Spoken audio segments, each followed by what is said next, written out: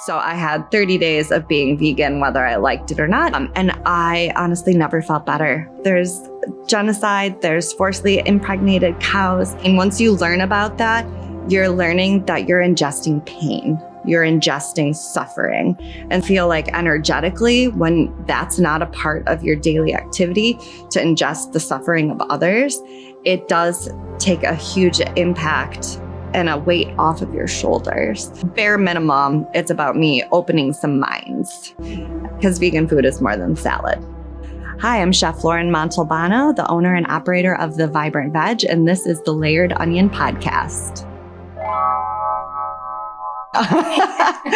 So I went to school for fashion marketing and was doing that out in Portland, Oregon for some time. And within my evolution in that industry, I kind of realized that it was void of a lot of meaning. You know, everything that I was doing was very superficial, which I really loved the art of that.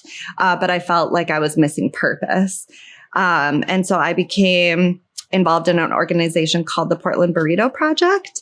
And we fed burritos. We made 100 burritos a month to go feed to the homeless population in Portland.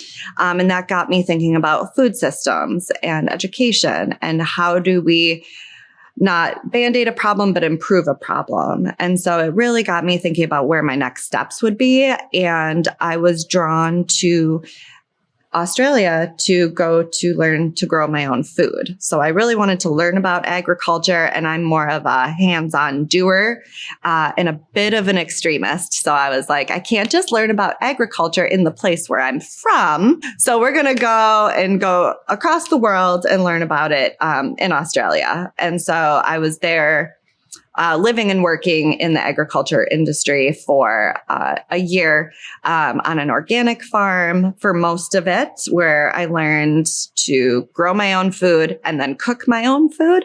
And that was kind of my aha moment. Cooking has always really been a part of my life, but it was the being a part of the complete process that just sparked something in me. And I was like, this is my mission for the rest of my life. And from there, I moved to a cattle station because I'm a masochist. and I thought I had been vegetarian since I was 18. Let me go see what the industry is. Like, maybe it's something I don't think it is. Maybe I can be okay with it. So I did a 3-month stint on a cattle station as a cook and domestic, as they called it. So I was cooking and cleaning. And after the 3 months, I took part in some things that have scarred me for life, and I am not okay with it. I'm not okay with it. Everybody gets to make that decision for themselves. And I think that mine was based off of experience.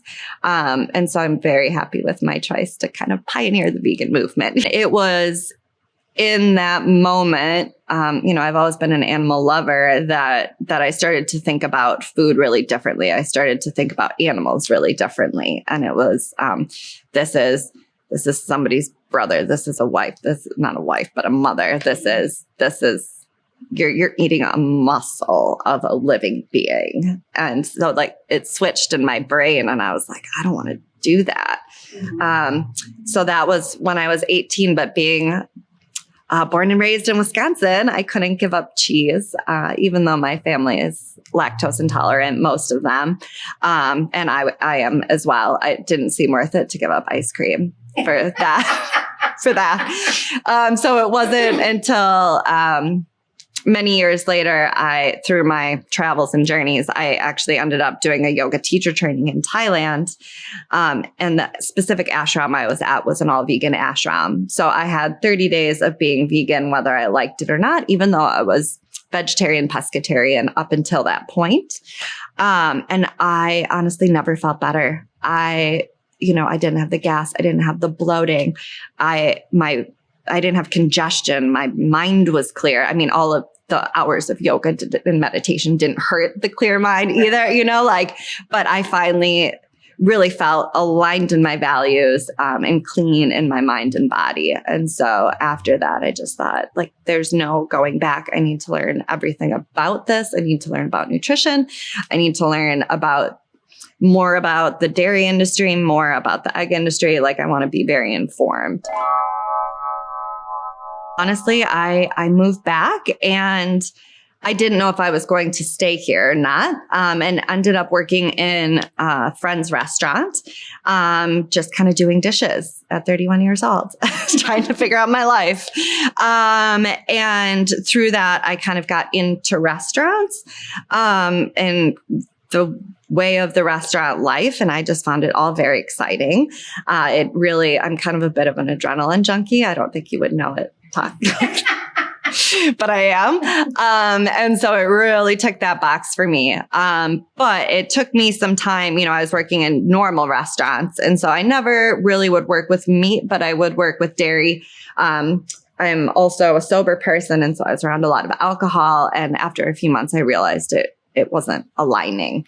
And so I transitioned to working at the Green Owl and sort of like learning very quickly how restaurants worked, how to do the ordering, how to do the staffing, all of these things that I'd not been exposed to. I'd been in management before, but it's just kind of a different beast. So really learning that and then realizing that I could do that. Honestly, I thought I'd come back and teach yoga.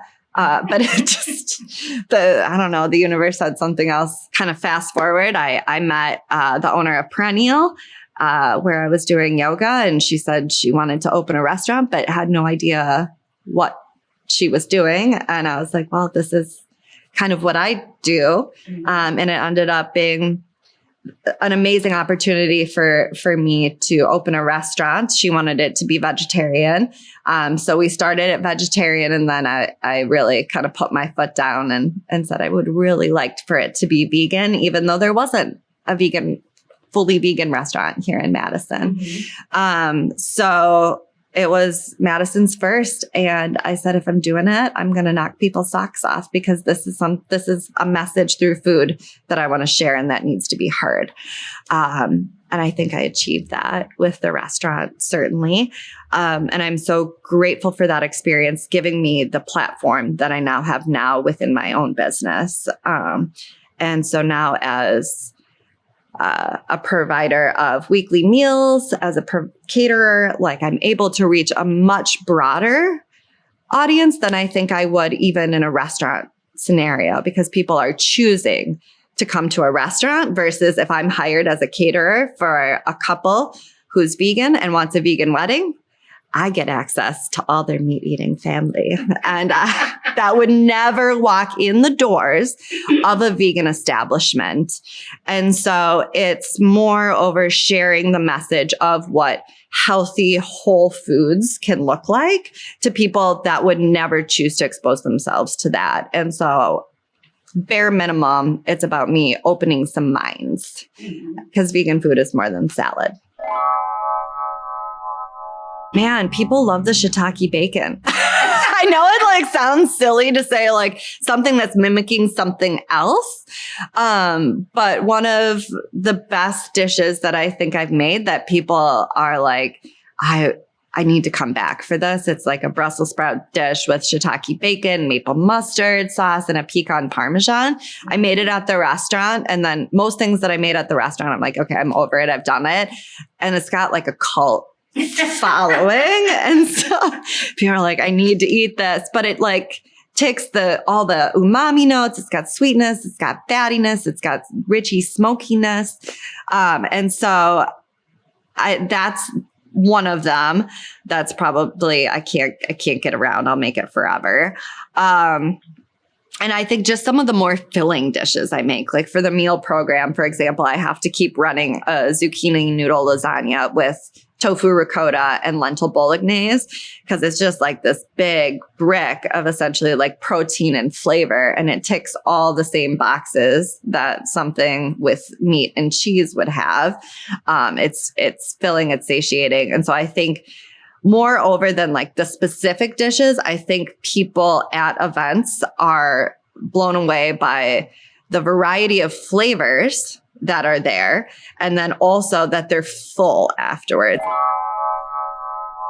I am traveling a lot because I love to see what's different in the world. And, the dinner we did was divergent. And that's like the definition of me, like what's the road most traveled? I'm going this way. What is, so my husband always says I bastardize cooking, bastardize recipes. I'm like, like the classic example was I went to him and I said, can you teach me how to make a vegan, gluten-free sweet potato gnocchi? And he was like, so you want to take everything that gnocchi is, flour, potatoes, and eggs, and make it not that. And I was like, yeah, that's what I want to do. And he's just like, I can't with you. But that's like the thing with us is, I'll introduce something. He'll roll his eyes. He'll think about it. He comes back to it. And together we've made like the best gluten-free sweet potato gnocchi ever. And so I think that's such a tribute to our relationship, where he is very much not a vegan chef, but he's classically trained. So I can like lean in on his knowledge of food, see something somewhere and create it. Honestly, I feel as when you're eating anything, you are eating an energy of the food. So that's why I always take care in how I prepare food. I'm listening to music. I'm being upbeat. I'm putting good energy into the food. And I think when the food is born out of genocide, honestly, there's genocide, there's forcibly impregnated cows to support the egg industry. Millions of roosters are just at birth put through killing machines. I mean, once you learn about that, you're learning that you're ingesting pain. You're ingesting suffering. And so I feel like energetically, when that's not a part of your daily activity to ingest the suffering of others, it does take a huge impact and a weight off of your shoulders. And I can't say what anybody else feels, but it's clarity, it's cleanliness, it's knowing that I have integrity in my values and I'm not supporting those systems that I don't believe in. So I'm not bogged down by not lining up with my beliefs.